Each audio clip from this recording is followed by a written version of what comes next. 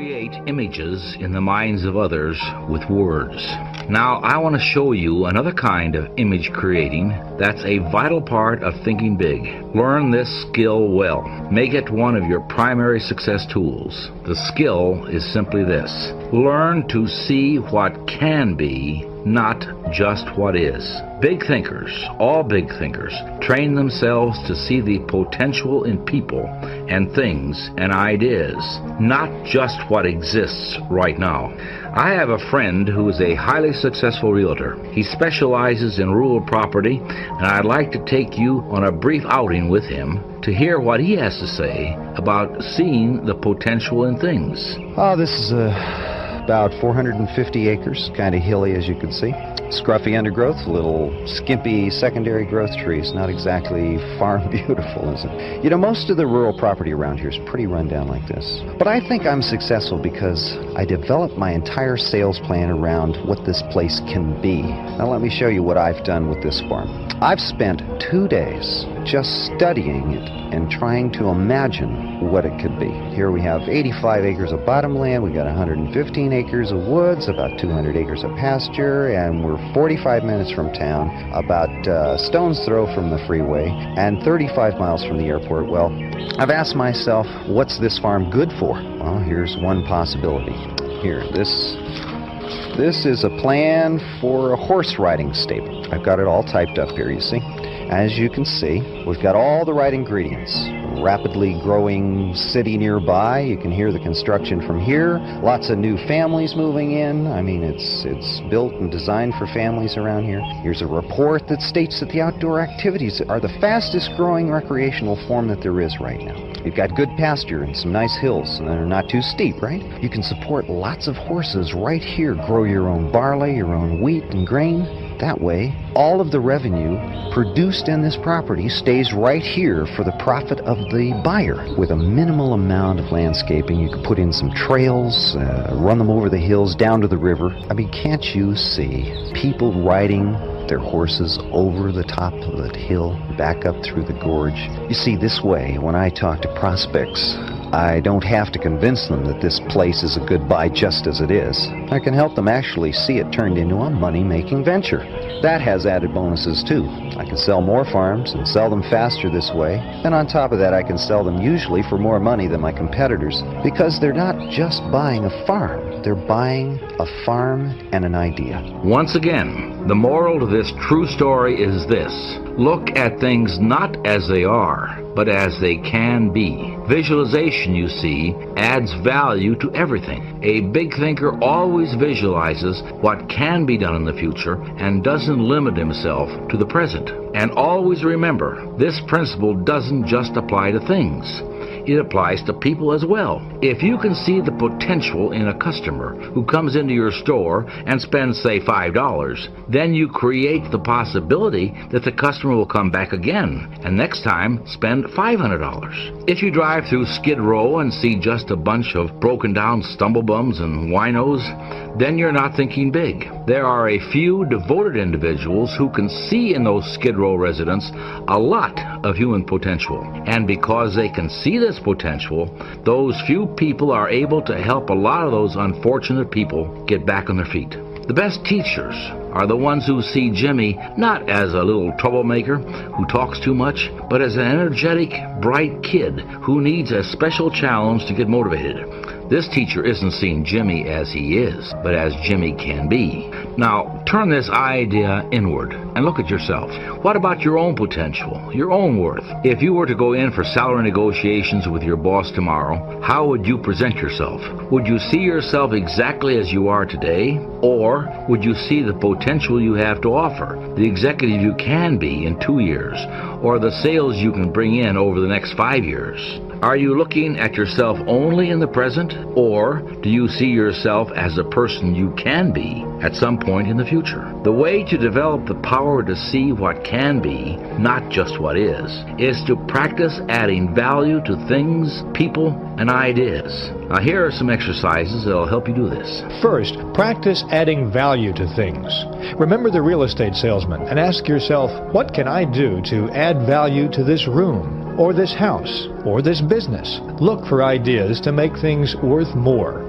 Anything, whether it's a vacant lot or a new house or a business, has value in proportion to the ideas for using it. And practice adding value to people. As you move higher and higher in the world of success, more and more of your job will become people development. So ask, what can I do to add value to my subordinates? How can I help them be more effective?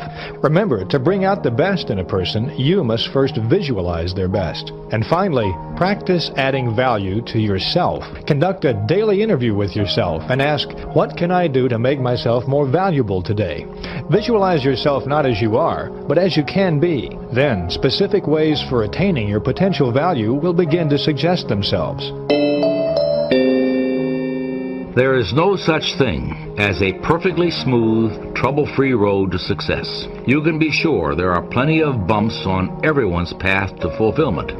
Nothing worthwhile comes easily, but there is something that you can do that will help to at least smooth out some of these minor bumps, and I can sum it up for you in one short sentence.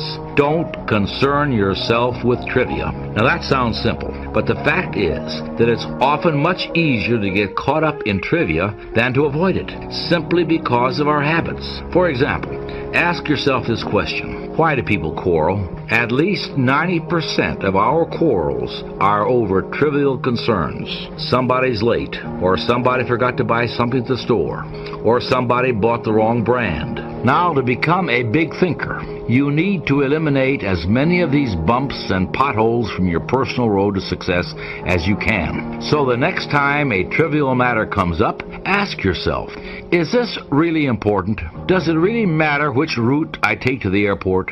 Does it really matter if someone forgets to put the cap on the toothpaste? Is it really important that your spouse invited someone to the party you don't like or squandered a little bit too much money? When you fix your mental gaze on the big picture and remember the goal that you're working toward, success, fulfillment, and happiness, you'll find that many of these potential quarrels simply aren't important enough to warrant an argument. Just asking that question, is it really important, works wonders at the office too. It works in the traffic going home when the driver tries to cut you off. It works when you might get the smallest office in the renovation plan. It works when you overlook the small, annoying habits of your fellow workers. And it works when you're solving problems, or counseling employees, or making decisions about your career. Just don't get caught up in trivia.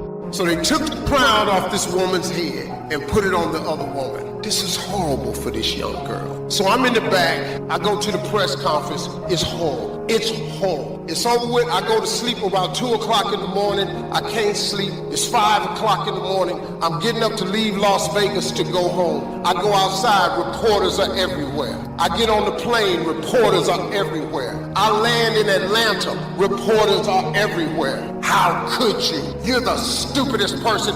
This is the biggest mistake ever. I could do nothing. I could not leave my house for days. People were driving by my house tying notes on rocks and throwing it over the gate with names on it. It was horrible. Within 48 hours, my name, Steve Harvey, had been Googled 4 billion times. 4 billion times in 48 hours. I was the most famous person on planet Earth in 48 hours. God had increased my global brand and persona. I did not appreciate the way he did it, but I was the most famous person in the world for 48 hours. That was a big fall. That was a fall.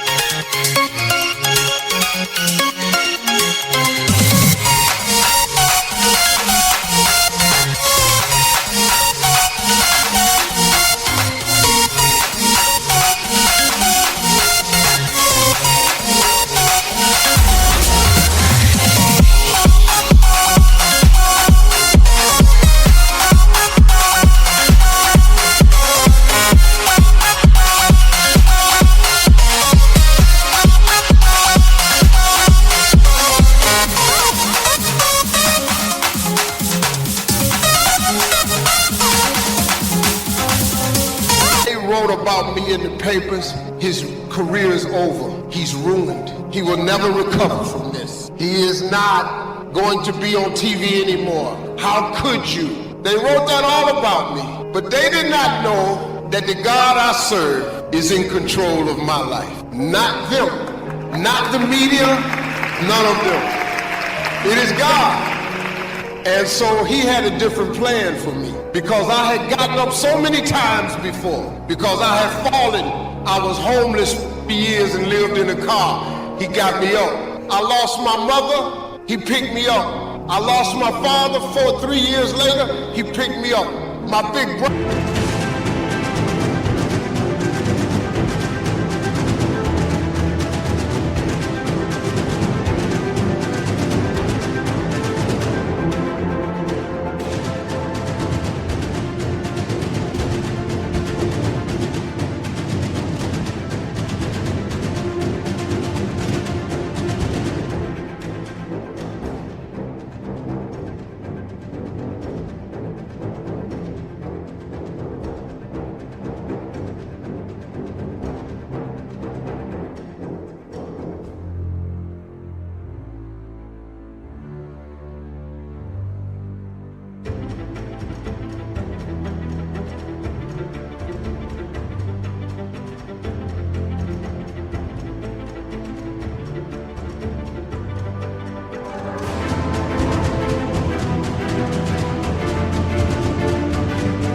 Died, he picked me up. He kept picking me up. I am so used to getting up, to getting back up. Every time I get knocked down, I keep getting back up over and over and over again. So let me show you something about you.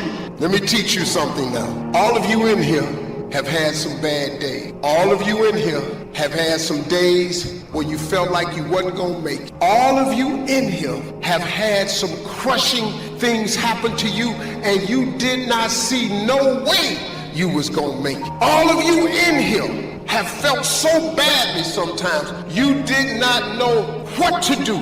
But let me tell you something about you. Your track record for surviving bad days is 100%.